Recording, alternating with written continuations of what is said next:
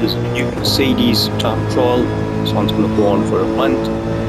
This car is absolutely on rails. This thing just sticks. The car settings are locked in the setting screen, so it seems like they've tuned it up. Anyways, first corner just after that 150 board, before the 100 board, you see there's tire marks, it goes dark, and in the middle there's this little white patch. So just after the 150 board, just as you hit this white patch of tarmac where the rubber fades away, that's where you start braking, and brake quite late. Like I said, this car just sticks.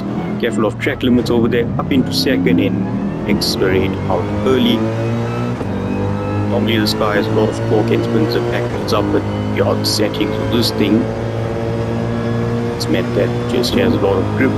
Just flow it, be very aggressive on the throttle, and you should be able to exit out of corners pretty quickly.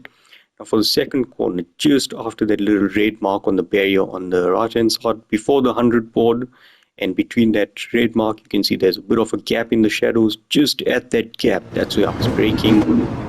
Down into second, the curbs. You always want to straddle them and not go too far, otherwise you'll get track limits. For this corner, just after the 150 board, now you're just going to have to use your markers as a distance indicator, and some of the shadows on the road help. You just want to tap the brakes down into third and accelerate out pretty early and get one off the throttle, grip up.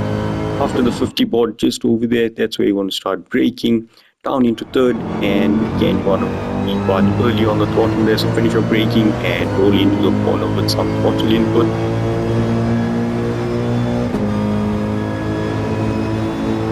The right hand side, after this corner, just after that painted barrier on the right hand side, you can see there's that little escape road. So just in the middle of that, as it starts, or then you can start pushing a bit later as your laps go on, towards the middle of that is where you want to start braking down into second, roll over that curve nicely, and then you should be able to go flat out over here. You can short drift a bit if you want to, if you feel like you're running wide over there.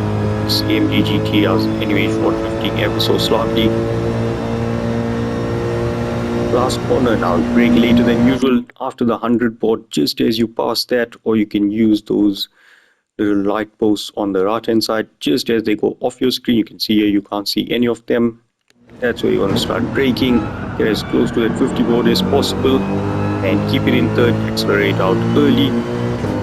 Like I said, lots of grip on this one, so accelerate earlier than you think, late braker than you think. This one was a 48.7.